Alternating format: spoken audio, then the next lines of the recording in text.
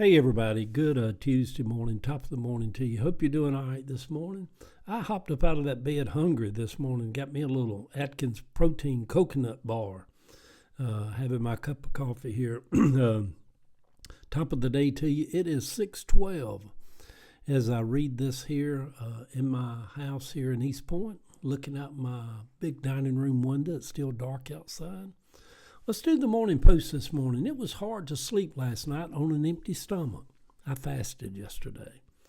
Hopefully the year ahead, February, the first Monday of every month, I'd like to just set an intention out there to fast, for health, for spirit, just to fast.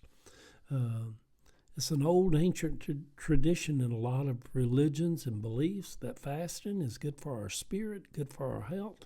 I believe it is. It's hard. I was hungry last night. But it was hard to sleep last night on an empty stomach. I made it through my first day, my first fast of the new year. Hunger is such an odd sensation, isn't it? Hard to believe that in a world so plentiful, that millions of people go to bed hungry around the world at night, as this administration cut out the USAID program and other food programs. I felt somewhat spiritual all day yesterday while fasting, which is usually not the case when I fast. And what does that even mean, feeling somewhat spiritual? For me, it is somewhat feeling emotional. When I feel spiritual, I feel very emotional, more tender, less dug in, just more free overall. I go up to my heart doctor at Piedmont up in Buckhead this morning.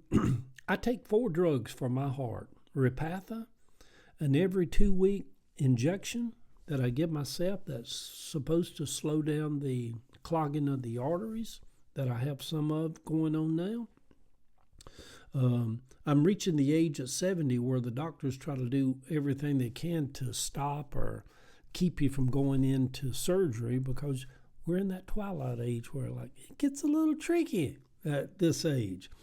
But I go up to my heart doctor this morning. I take 4 drugs for my heart: Repatha, an every 2-week injection, Inzepidi, atenolol. Atenolol is just to slow your heartbeat down a little bit, and Rosuvastatin, a statin.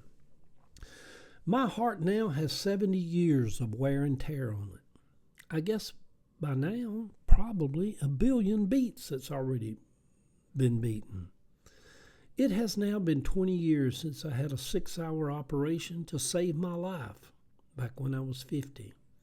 And I was told at the time that the operation only had about a 10-year lifespan to it before it would kind of grow over and need to be redone.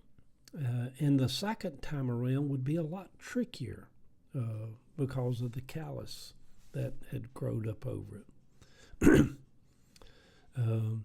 Those first 10 years came and went pretty quickly. 10 years goes by fast, don't it? And the second last 10 years, which supposedly my heart's out of date, not of warranty or whatever, has also flown by. I don't seem to worry about it as much as I did in those early days when my heart would go off the rails with arrhythmia. I've had arrhythmia my whole life. And they would tell me to put my head under cold running water just to shock my body and my system back into place, and maybe it would jolt my heart back into rhythm. I would do that. I'm like, oh, I'm about to die, my heart's out of rhythm. It feels like a panic attack, running there and stick my head under cold water and, oh, Jesus, I don't want to die. Let me get my heart back in rhythm. We're silly, ain't we, how we jump hoops to make sure we don't want to die. Let me see, where was I at now? Y'all, I lost my place right here. The second to go off the rail, arrhythmia. I think at some point, I just made peace with dying over all those times and just adopted the attitude, if I die, I die. If you die, you die. What you gonna do? Well, what you gonna do? I'm walking here. I'm walking here. Y'all remember from Midnight Cowboy? I'm getting close to the age that if I had to do it again, I had to go in again for a tricky heart surgery, would I? Maybe not. Maybe I'm at the age of just trusting God, Dio con Dios, and bypassing all that. They don't know. I could live to be 90-something years old. My Granny Bratcher used to say, let all men be liars, but let the Word of God be true. Hun, you stand up on the Word of God. If God says He'll give you more time, He'll give you more time. You know, they really didn't like doctors when I was coming up. They felt like, oh, yeah. I love doctors and nurses. I love that my daughter Jill's a nurse. Yeah, they're the extensions of God. Yeah. Oh, me, where did I go to, y'all? I'm getting close to the age that if I had to do it again, maybe I wouldn't. I remember Kathy's mom, Betty, my ma-in-law. At 83, they told her she needed heart surgery, and without it, she would die. They didn't know when. They're just like, she really needs a surgery. She could die a year or two down the road if she didn't have it. But they said it was a tricky operation, and there was a 50-50 chance that she wouldn't make it through the operation. And so anyhow, she decided to go have the operation up here at Piedmont.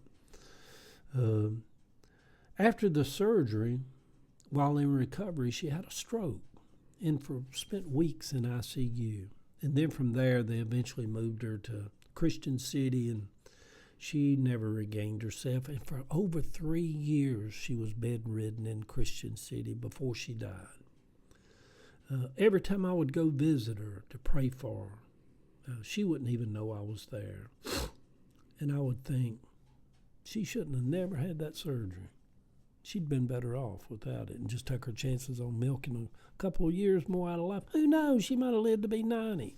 She was already 83. Who at 83 goes in and has open heart surgery? Not me. I have come to learn in life there are many, many things much worse than dying. Watching Kathy's sister, Vicky, spend those last years of her life with Alzheimer's in that place I'd go visit her at seemed much worse than dying. Yeah. And who is to say that dying is such a bad thing anyway? Who knows? We may love it when it comes our time to cross over. We might like, my God, I thought I'd never get out of here. The Granny Bratcher part of me, my granny liked to always scare people. The Granny Bratcher part of me would love to come back and shake the bed of a few people I know and giggle as they jump up like, what was that? What was that? My ghost standing over in the corner snickering and laughing like, got him, didn't I? Oh, my God. Trump put the Democrats in a hard place with the kidnapping of Maduro. I watched CNN some last night, and some of the Democrats looked kind of silly trying to saying that it shouldn't have happened. And yeah, we get it, the international law, yeah, it shouldn't have happened the way it happened, imperialism and all that, I get that. But it makes them look like they're kind of supporting a ruthless, oppressive dictator by saying that he should still be in power. They need better talking points. How about if they just kind of be honest without trying to score political points? If it does turn out a year from now that Venezuela is much better off, now that him and his wife is no longer there, Marco Rubio, for all intents and purposes, will likely be the next president of the United States following Trump. But history might prove otherwise. You just never know about these excursions into other countries and how they can turn out. Good Tuesday morning, sweet people. My Monday fast is over. I will enjoy a good plate of food today. Food is a blessing. America, the land that's flowing with milk and honey. I love milk and I love honey. Love y'all.